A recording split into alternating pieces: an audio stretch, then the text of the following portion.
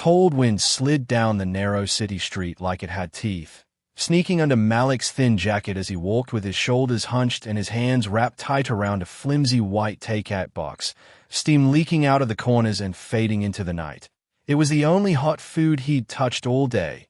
The burger and fries, a mercy from his manager because he'd stayed late to mop the floor and restock the shelves after closing. And his stomach hurt in that hollow way that made his legs feel weak. But he still moved fast because the streetlights in his neighborhood fluttered and sometimes went out, and his mom didn't like him walking alone too late. Though tonight his steps slowed when he reached the cracked plastic bench at the bus stop, and the ache in his feet begged him to sit, just for a minute. So he dropped down, box on his knees, and flipped open the lid to let the smell hit him fully, greasy and salty and perfect, his mouth flooding so hard it almost hurt. He whispered a quick thank you, God under his breath, picked up one fry, and had just put it to his lips when he heard a soft scraping sound from the trash can a few feet away, like something light but desperate. And when he looked over he saw her, a thin, hunched old woman in a too big gray coat that might once have been blue, with a scarf wrapped twice around her head and wisps of silver hair poking out. Her fingers bare and bony as they dug through a fast food bag for crumbs, moving fast like she was ashamed to be seen. Malik froze with the fry halfway to his mouth. His own hunger suddenly mixed with something heavier, a tightness in his chest, because she was pulling out a half-eaten sandwich someone had thrown away, hesitating, then taking the smallest bite from a clean corner, her eyes flicking around as if waiting for someone to shout at her. And he thought about the long shift, the hours on his feet, the growling in his belly, how this food was supposed to be his one real meal. And he thought of his mom at home, probably setting aside her portion because she wasn't hungry, even when she was, and for a heartbeat everything inside him argued. He could pretend he didn't see, could turn his head and eat fast, tell himself he deserved it after working, after school and bagging groceries, but the sound of her chewing that bit of cold trash food scrap wouldn't leave his ears, so he swallowed hard, put the fry back, and stood up on shaky legs, his sneakers scuffing the damp concrete as he walked toward her. She stiffened when his shadow fell over the can, her shoulders rising like she expected a shove. But instead he cleared his throat and held out the box, trying to sound casual and failing, his voice cracking as he said, "Excuse me. You want some fresh food?" And lifted the lid so she could see the whole burger, the pile of still-warm fries, the unopened packet of ketchup.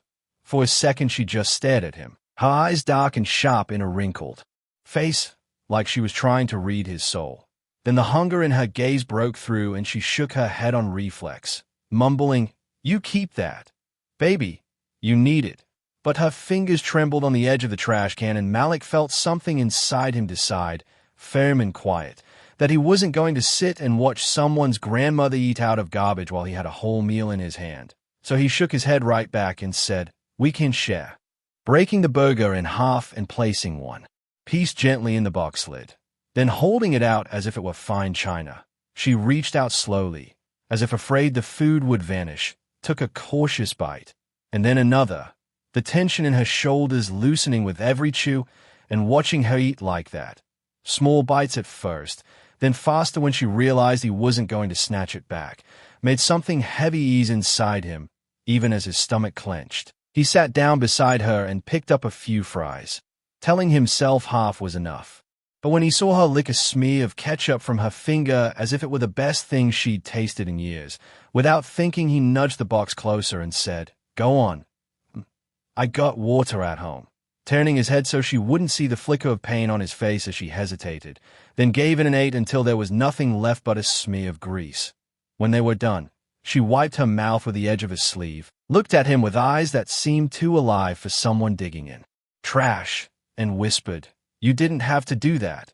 And he shrugged, pretending it was easy, saying, "It's okay," while his body reminded him how empty it was, and he had no way of knowing that this one tired choice, made at a bus stop with nothing in his pockets but lint and a bus pass, would someday open a door he didn't even know existed, rewriting not just his future, but the map of his entire neighborhood in ways he couldn't yet imagine as he waved awkwardly, missed his bus, and started the long walk home with only cold water and a few crumbs waiting for him. By the time Malik climbed the stairs to their third-floor apartment, the hallway light was flickering like it always did, buzzing softly over the peeling paint and the smell of fried food drifting from someone else's door, and his legs felt heavy, not just from the walk but from that strange mix of hunger and quiet peace sitting together in his chest. He paused outside their door, listening to the muffled sound of the TV inside, a laugh track trying to cover the tiredness in his mom's voice as she talked on the phone with someone about taking an extra shift. Then he pushed the key in, the lock sticking for a second before giving way, and stepped into the small living room where the second-hand couch sagged in the middle and the coffee table was covered in a neat stack of envelopes he didn't need to read to recognize. Rent, utilities, final notices. His mom, Denise, sitting in her uniform at the table with her hair wrapped up and her shoes kicked off, rubbing her feet as she squinted at numbers on a torn envelope.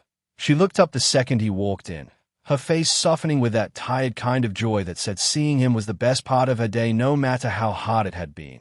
And she smiled.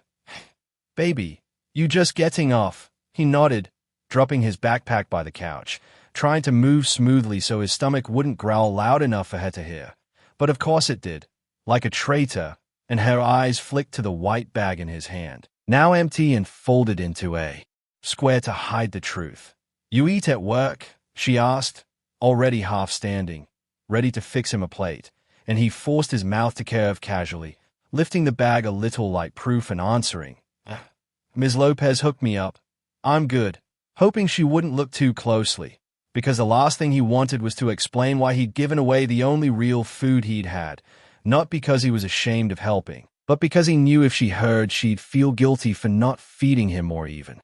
Though she was doing everything she could, she searched his face for a heartbeat, then let it go, choosing trust over interrogation because she was too tired to fight and because she knew her boy, knew he didn't lie unless it was to protect someone. And she said, "Good. Good.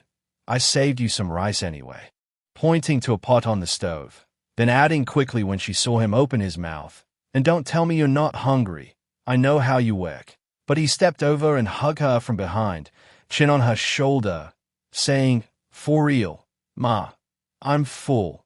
We had a lot," making his voice light, and she relaxed into him for a moment, her hand coming up to rest over his forearm, fingers rough from double shifts of the nursing home and the diner. When he finally let go, he moved to the kitchen under the pretense of grabbing water, lifting the pot lid just long enough to see a small scoop of rice and a thin layer of beans, the kind of meal that filled the house with smell more than it filled bellies, and he knew she hadn't eaten much herself, probably saving it for him, and it twisted something inside him, but also made his earlier choice feel right, like kindness was a chain they were both quietly pulling even when it hurt.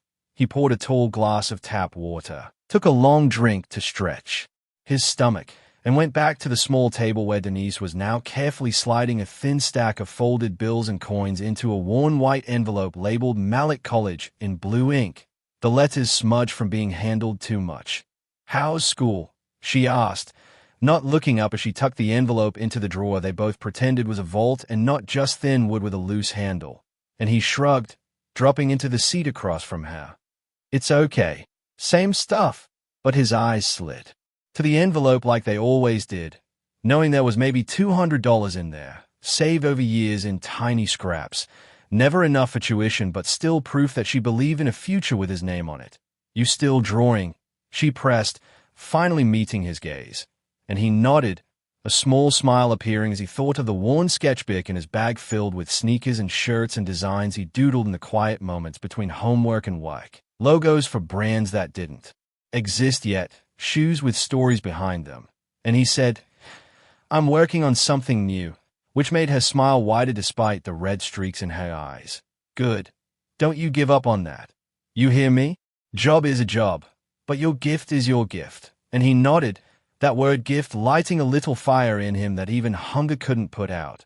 Later, after she'd gone to shower and the TV had gone quiet, Malik lay on his narrow bed in the bedroom they shared, separated by a curtain, listening to the drip of the faucet and the hum of the old fridge, his stomach aching in pulses as he stared at the ceiling where water stains spread like a continent. And instead of counting how many hours he'd worked or how much money they owed, his mind kept circling back to the bus stop, To the way the old woman's hands had trembled around that burger, to the way she tried not to take more than half even when she was clearly starving. And he wondered where she was now, if she had a place to sleep or if she was curled up under some awning, rain creeping into her shoes, and that thought hurt more than his own hunger. He promised himself quietly that if he ever saw her again, he'd do more than just hand over food and walk away, even if he wasn't yet sure what more looked like for a boy who lived paycheck to paycheck from a part-time job. And as his eyes finally fluttered closed, the last thing in his mind wasn't the bills or even his designs, but the tired curve of her back against the street lamp as she ate the last fry, like a shadow trying very hard not to be seen. 3 days later, on a gray afternoon when the sky hung low and the air felt heavy like rain was thinking about it, Malik was pushing a wobbly line of shopping carts across the cracked asphalt of the grocery store parking lot, his red vest half-zipped and his breath puffing in tiny clouds, when he saw a familiar shape near the store entrance, a thin figure in the same oversized coat, standing beside the sliding doors with a faded floral scarf draped over one arm like she was about to sell it at a market. He squinted, heart giving a little leap when he recognized the curve of her shoulders and the way she shifted her weight from foot to keep warm. And as he got closer, he saw she was talking softly to a customer coming out with bags, her voice calm but worn. "I'll trade you this scarf for some bread. It's real wool, I swear." And the woman, clearly uncomfortable, shook her head, muttered something about not having cash, and hurried off, leaving the old woman standing there with the scarf pressed to her chest, eyes closed for a moment like she was swallowing down disappointment. Malik abandoned the carts for a second and walked over, pulling off his work gloves and calling in a gentle tone so he wouldn't startle her. And as she turned, confusion gave way to a flicker of recognition in her gaze, a tiny smile tugging at the edges of her lips. "Bus stop boy," she said, and the nickname warmed him more than his vest. "It's Malik," he replied, then glanced at the scarf in her hands, frayed at the edges but clearly nicer than the rest of her outfit, and asked, "You trying to trade that for food?" She looked down at it, fingers smoothing the pattern like it was an old friend, then nodded once. "Can't eat cloth," she answered with a weak chuckle, trying to make a joke out of it. But he heard the strain under the words. He looked at the busy store behind him, at the customers rushing in and out with carts full of groceries, none of them seeing her as anything but part of the background, and made a quick decision. "Come inside," he said, jerking his head toward the doors. "I get a discount. I can grab you something real quick," knowing it would eat into his own money but also knowing he couldn't walk past her and pretend not to see. Inside, under the bright fluorescent lights that made everything look a little too sharp, he guided her gently toward the bakery section, her steps slow but steady, her eyes darting around the aisles with an alertness that surprised him. And he picked out a small loaf of bread and a can of chicken noodle soup, choosing the cheapest but still decent options, then used his employee card at the self-checkout to knock a couple dollars off, his fingers moving quickly over the screen. When the receipt printed, he handed her the bag and said, "Here you go," expecting maybe a quick thank you and a goodbye. But instead she stared at the items like they were gold, then looked back at him, eyes glossy, and asked, "Why you keep feeding me, child?" The question not accusing, just genuinely puzzled, and he shifted his weight, shrugging. "Don't know. Just feels wrong not to." Then added, "What's your name? I can't keep calling you in my head," trying to lighten the moment. She hesitated for a heartbeat, like the answer was heavier than it should be, then said softly, "Just call me Miss Rosa," her tongue curling around the name like it used to belong to her but had grown rusty from being unused, and he rolled it around in his mind. Miss Rosa, simple, old-fashioned, maybe real, maybe not, but it felt like something he could carry. They stepped back outside, and just as he was about to return to the carts, his manager, a middle-aged man with a permanent frown line, stuck his head out the sliding door and called, "Malik, we can't have people hanging around out here begging. It scares customers. You hear?" His eyes flicking to Miss Rosa with annoyance. Heat rose in Malik's cheeks and he blurted, "She's not begging, sir. She's helping me with the carts." The words out before he'd fully thought them through, but now that they were floating in the air, he pushed forward, adding, "Like, if she helps keep the cart straight and the entrance clear, it's less work for me, and it looks better, right?" His voice careful, respectful, making it sound like a practical solution rather than a plea. The manager paused, weighing the idea, then sighed. Fine, long as she doesn't bother anyone in you. Still get your work done. I don't care. And disappeared back inside, leaving the door sucking shut behind him. Malik turned to Miss Rosa with a grin a little bigger than he felt. See? Now it's official. You work here. And she chuckled, the sound dry but warmer than before. Guess that makes us colleagues, she said, lifting her chin with a tiny spark of pride. And then, to his surprise, she went straight to the stray cats near the curb and began nudging them into a neat row, moving slowly but with surprising precision, her eyes always scanning, watching who came and went, how they walked, what they wore, as if she was storing details for later. Over the next week, she became a quiet fixture at the store, never asking anyone for anything, just helping Malik stack boxes, line up carts, and sweep stray receipts into a pile when he had a spare broom. And each time he had a break, he'd buy her a banana or a small yogurt, something cheap but filling, always brushing off her attempts to refuse with a joke. Sometimes customers' faces would pinch in confusion when they saw her, a spark of recognition in their eyes like she reminded them of someone they'd once seen on TV or in a magazine. But the thought never fully formed, and they'd move on, leaving only a trail of who does she look like, hanging in the air. Malik noticed the way her gaze lingered on certain magazine covers at the checkout, especially the fashion ones, not with envy but with a sort of distant familiarity. And once, when he scribbled a sneaker design in his pocket notebook between bagging groceries, she peered over his shoulder and murmured, "Your lines lean too heavy on the back. It's going to drag the eye there instead of forward," in such a confident tone that he looked up, startled. But she just smiled faintly and went back to stacking baskets, leaving him with a strange feeling that there was a whole world inside her he didn't yet understand. One Thursday evening, the store buzzed with pre-storm energy, customers rushing in to buy bread, milk, and instant noodles as the weather app on everyone's phone screamed about a severe thunderstorm warning, the sky outside turning a flat, ominous shade of dark even though it wasn't that late.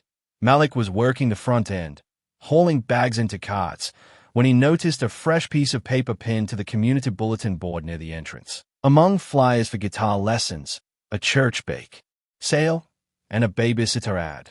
This one was cleaner, printed on glossy paper, with the words "missing person" in bold at the top and a photograph of an older black woman underneath, hair in neat gray coils, chin lifted, wearing a crisp blazer and a delicate gold necklace, her eyes sharp and confident. He frowned, drawn to the face, something about the angle of her jaw and the set of her mouth familiar. But before he could step closer, a customer snapped, "Hey, can I get some help over here?" And he had to well back to his post, the image burning a faint mark in his brain like a half-remembered dream. The storm hit hard that night, rain coming in sideways sheets that slapped the parking lot and turned the street into a blur, thunder cracking so loud it shook the glass doors.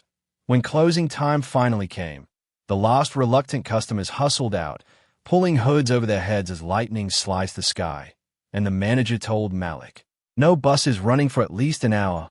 Might as well wait inside or walk if you're brave." Then went to lock up his office. Malik finished mopping the floor, clocked out, and stepped outside into the covered entrance, the rain so heavy beyond the overhang it looked like a wall. And that's when he saw her, Miss Rosa, hunched beside the dumpster at the side of the building, the thin hood of her coat doing almost nothing against the downpour, water streaming down her face and soaking her clothes, a plastic bag of all her things clutched tight to her chest as she tried to press herself into the narrow strip of dryness against the brick wall. His heart lurched up into his throat. This wasn't like the bus stop, where at least the night had been dry. This was dangerous cold, the kind of wet that went straight into someone's bones, and he knew if she stayed out there all night she could get sick or worse. Without thinking, he ducked back under the overhang, pulled out his cheap, cracked phone, and texted his mom with fingers that slipped on the screen. "Ma, there's this older lady from the store. No place to go. Storm is bad. Can she maybe stay one night?" He stared at the typing dot so long his stomach knotted, imagining all the reasons she might say no. Safety, space, money. But her reply came fast. "You sure she's safe?" And he typed back, "She's nice, Helps me at work. I gave her food before, then waited again. After a pause that felt like forever, her answer came. Okay. One night. God helped us when we had nothing. We can't forget that. Just be careful, baby. Relief washed over him in a wave almost as strong as the rain, and he shoved the phone back in his pocket, ran out into the storm, his sneakers splashing through puddles as he reached Miss Rosa's side and shouted over the thunder. Come on, Miss Rosa. You can't stay here. I talked to my mom. You can stay with us tonight, grabbing the plastic bag before the wind could snatch it away. She shook her head at first, stubborn even as her teeth chattered. I'll be fine, child. I've seen worse nights. But her lips were almost purple, and he said, Please, you're helping me all the time with those cards. Let me help you back. Okay. The words simple but heavy with sincerity. Something in his tone must have reached her, because she finally nodded, pushing herself up with a shaky hand on the wall, and together they half ran, half walked through the sheets of rain to the bus stop, where they huddled until a late bus creaked up, empty except for them. The ride was quiet, the windows fogging from their breath, and Malik glanced at her from time to time, noticing how her eyes weren't just tired but watchful, taking in the street names, the storefronts, the graffiti, as if she were mapping the city in her mind. When they reached his block, they dashed the last few yards through puddles, up the narrow stairwell that smelled like damp carpet, and into the apartment where Denise waited at the door with a towel in her hands and worry in her eyes. Hello. She said politely, stepping aside to let them in, the warmth of their small home suddenly feeling like luxury.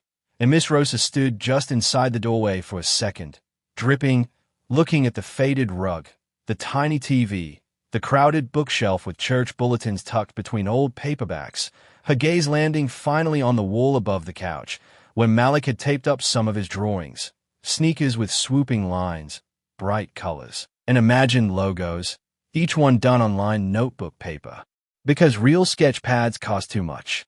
She walked over slowly, her wet shoes squelching, and leaned in, studying one shoe with a thick strap wrapping around the heel, the laces crisscrossing in a pattern he'd invented, and she said, almost to herself, You favor forward motion in your shapes.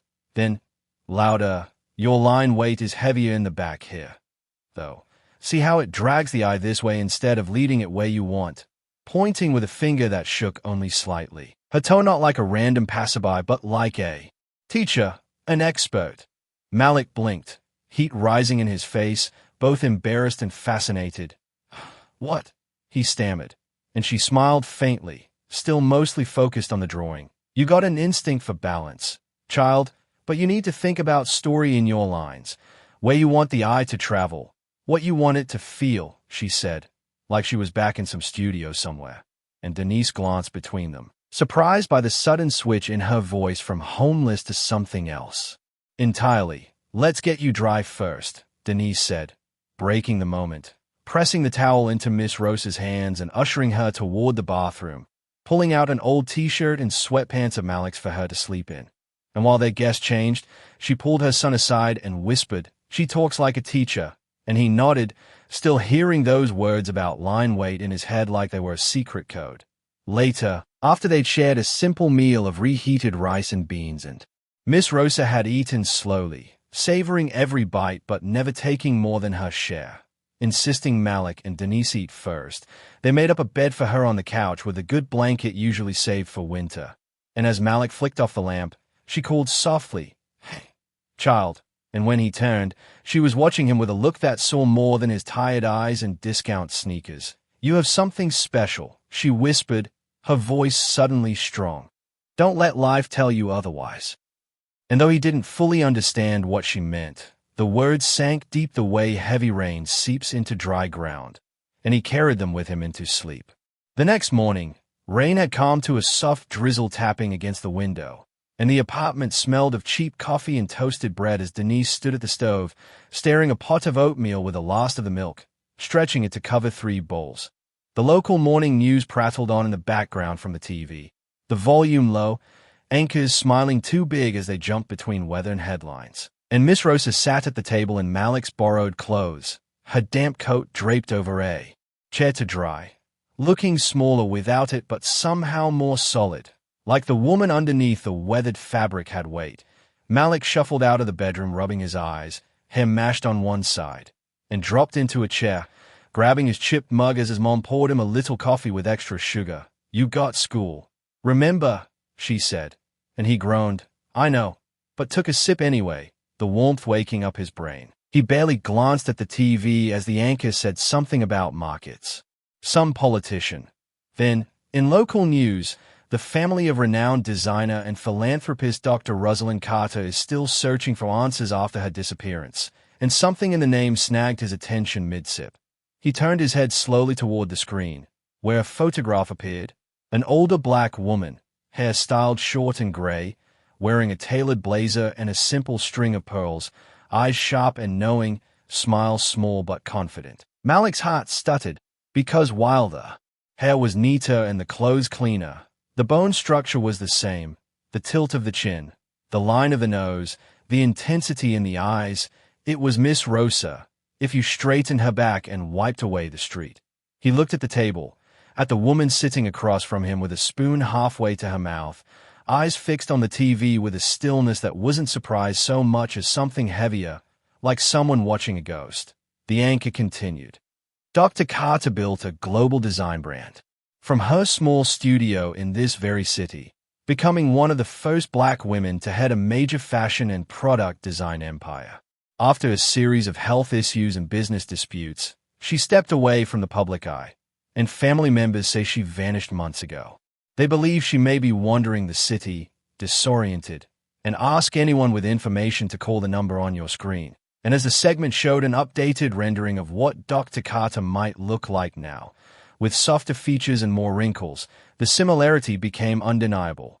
Malik's spoon clattered into his bowl and Denise whispered, "Lord have mercy," under her breath, staring at the TV and then at their guest. Silence pressed into the small room like a fourth person as the anchors moved on to the next story, leaving Dr. Rosalind Carter's name floating in the air, and Malik finally managed to say, voice low and careful, "Miss Rosa." She didn't answer at first, her gaze distant. Then she set her spoon down with deliberate care, folded her hands in her lap, and sighed, a sound that carried years, not just days. "Haven't heard that name out loud in a long time," she murmured, eyes shining with something more complex than simple sadness. "Your real name is Rosalind?" he asked, heart pounding, not sure if he was allowed to ask but needing to anyway, and she looked at him, really looked, as if deciding whether he had earned an answer. After a long pause, she gave a small nod. "Rosalind Carter," she said, the syllables formal in her mouth. "Used to be doctor in front of it, too, once upon a time." Then gave a tiny, bitter smile. "Didn't feel like it fit when I was sleeping behind dumpsters."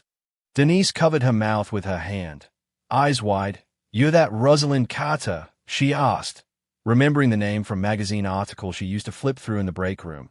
Stories about the local girl who'd gone on to run a big design label, about scholarships and community grants, about a woman who had sat on stages with important people and spoken about art and justice. "Miss, no, Dr." Rosalind shrugged, looking suddenly tired. She corrected softly. "The strokes took some of my focus. The shocks took the rest. Contracts I didn't read carefully enough. Partners who smiled and smiled. By the time I realized what I'd signed away, my name meant more to them than it did to me. I walked out of a boardroom one day and just kept walking." Her voice held no self-pity, only a quiet statement of fact, and Malik felt anger stir in his chest on her behalf, imagining slick men in suits carving up a life's work. "Your family's been looking for you," he said, thinking of the missing person flyer on the store bulletin board, the phone number flashing on the TV, and she flinched slightly. "They were better off without me for a while," she replied, gaze dropping to her hands. "I was angry, confused. Didn't want them to see me like this. Not when I barely recognized myself." Silence returned, thicker now, filled with unasked questions, until Malik reached for the remote and rewound the DVR just enough to freeze the screen on the number below her photo. "They miss you," he said gently. "They didn't give up." And Rosalind's jaw tightened, shame flickering across her face. "It's one thing to be gone," she murmured, "another to be found on some couch, wearing a boy's hand-me-downs, eating his mama's last oatmeal, and the way she said it, with equal parts pride and pain, made Malik's chest ache. He thought of the night at the bus stop, of her picking through trash so carefully, of her telling him he had something special, and the words she'd spoken just hours ago came back to him like an echo. So he took a breath and threw them softly back to her. "You have something special," he said, meeting her eyes so she couldn't look away. "Don't let life tell you otherwise." And for a second her composure cracked, her eyes filling fully, the dam behind them trembling. "That's what you told me," he reminded her. "Now I'm telling you."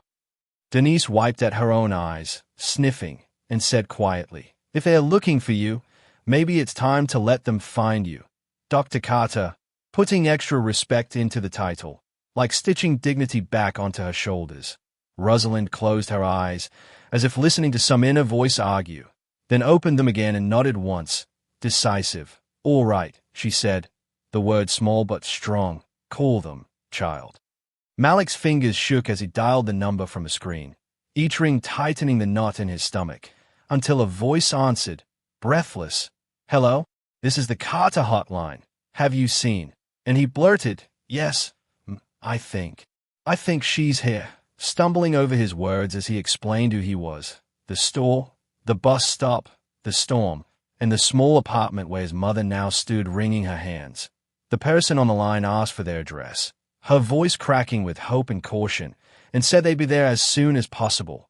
The hours that followed moved both too slow and too fast, Rosalind sitting very straight on the couch as if preparing for an exam, Denise bustling around uselessly, picking things up and putting them down again, apologizing for the clutter, the smallness, the old curtains, while Malik paced by the window, watching every car that turned onto their street. Finally, a sleek black sedan pulled up, followed by a more modest car, and several people stepped out, two in suits, one carrying a briefcase, and a woman in her 40s wearing simple clothes but a necklace with the same delicate design as the one in Rosalind's photo. They climbed the stairs, each footstep echoing in Malik's chest, and when Denise opened the door, the woman pushed past the suits, eyes already full, calling, "Auntie," in a voice that broke halfway through the word. Rosalind rose slowly, the years on the street making her knees protest, but she stood tall as the woman saw her properly and let out a sob that was both joy and grief, crossing the room in 3 strides to wrap her aunt in an embrace that was too long overdue, arms tight, faces pressed together. "I thought you were dead," the niece whispered, the words muffled in Rosalind's shoulder, and Rosalind's hand came up to stroke her hair, an old habit returning like muscle memory. "Not yet," she replied with a tiny laugh and a shake in her voice. "Took a long detour, that's all," and the suits, to their credit, stayed back, letting the reunion fill the small room without turning it into a spectacle. There were no cameras, no reporters, just family, relief, and the quiet astonishment of 2 strangers, Malik and Denise, who realized that their guest, the woman they'd fed rice and beans and given a couch, was a person whose name other people built scholarships around. When the tears finally eased, Rosalind turned to Malik and his mother and made the introductions, voice steady. "This is my niece, Layla. She's been running things while I've been indisposed," she said dryly, and Layla let out a watery laugh, wiping her cheeks as she turned to them. "You're the ones who called?" she asked, stepping forward to clasp both their hands. "Thank you. Thank you. You don't know what you've done." Malik shrugged, suddenly shy. "We just, gave her food and a place to sleep." And Layla shook her head fiercely. "No," she corrected. "You saw her. When everyone else walked past, you saw her." It was a week before Malik and Denise saw them again. A week in which life settled back into its usual grind on the surface. School, work, bills, but sat on top of a new, humming layer of possibility that none of them dared to name.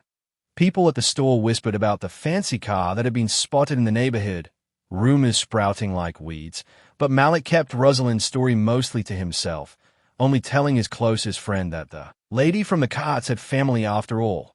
Then, on a clear afternoon, as he stepped out of school rubbing the back of his neck and thinking about his shift, he spotted a familiar silhouette by the curb. Rosalind, in a well-fitted coat now, her hair neatly brushed, leaning on a cane with a carved handle, standing next to Layla beside a modest new sedan. And his heart leaped into his throat.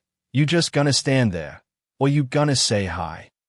Rosalind called with a small smirk when she saw him freeze, and he laughed, hurrying over. "You look different," he said, taking in the cleaner clothes, the bright clarity in her eyes, and she shrugged. "Soap and sleep will do that," then added, "Get in, child.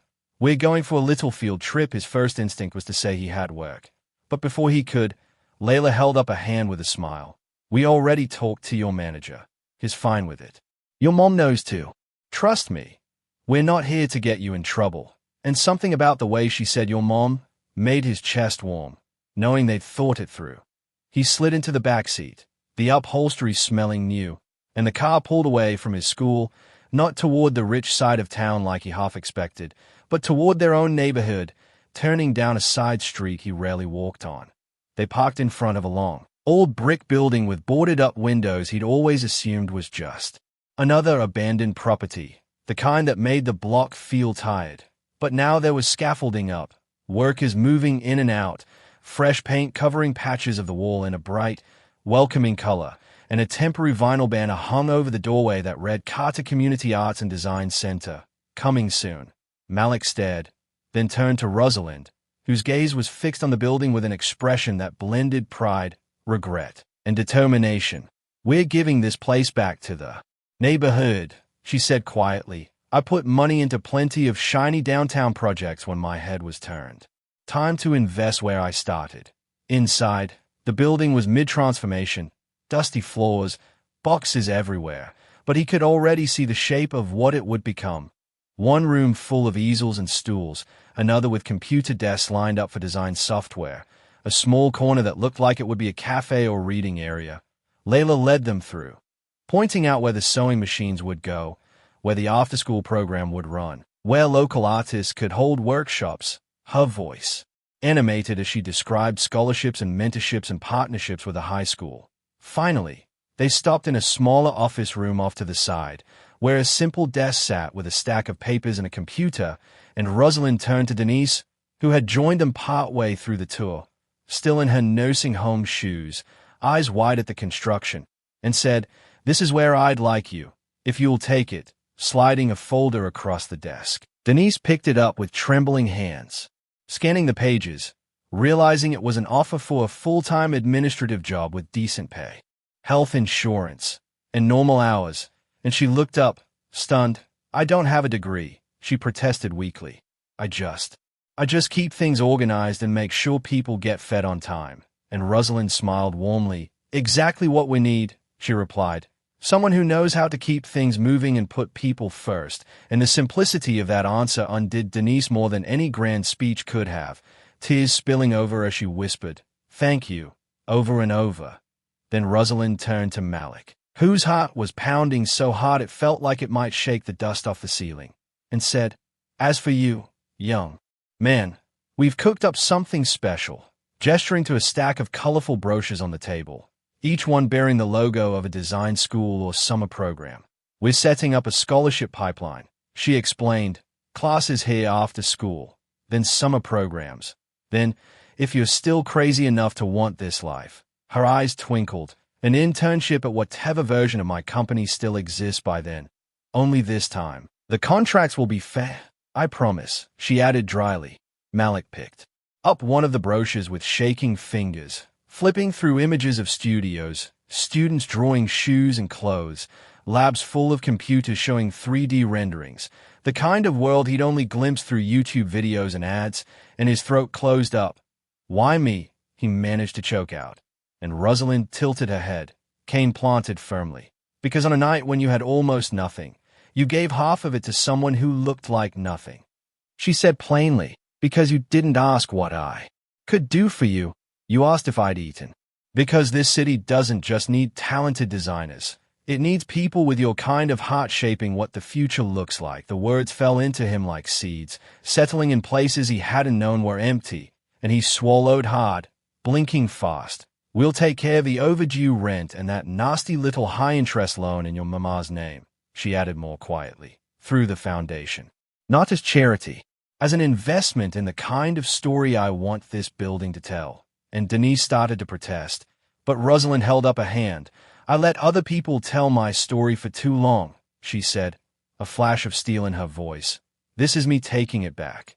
Months later, long after the scaffolding was gone and the coming soon banner had been replaced with a permanent sign gleaming over freshly painted doors, Malik stood in the main hall of the Carter Community Arts and Design Center next to a bulletin board covered in student work, his own poster pinned in the center, a bold sneaker design in bright colors, lines balanced to lead the eye forward just like she'd taught him, with a small note at the bottom about a community shoe collab raising funds for scholarships. Kids from the neighborhood milled around, some with paint-splattered hands, others laughing over sketches on tablets. And in a quiet corner, Rosalind sat in a comfortable chair, Kane resting beside her, watching it all with a contented half-smile, the weight of her story no longer pressing her into the shadows but anchoring her in this place. Malik caught her eye across the room, and she gave him a small nod that said more than any long speech could, pride and trust and a little bit of "I told you so" wrapped into one. The narrator's voice, if there had been one, might have said that Malik hadn't changed his life by chasing rich people or trying to guess who might be worth impressing, but by refusing to step over a tired old woman at a bus stop when his own stomach was empty, by understanding, even without words, that worth doesn't always wear a good coat, and that sometimes the future you're hungry for walks into your life wrapped in rain and forgotten names. As he turned back to help a younger kid figure out how to shade a drawing, his own laughter mixing with theirs, the center buzzed with a new kind of energy, a quiet revolution built out of small kindnesses and second chances. And somewhere in the city, someone almost certainly walked past a bus stop, saw an older person digging through a trash can, and remembered a story they'd heard about a hungry boy and an old woman, and asked themselves, if only for a heartbeat, what would I do?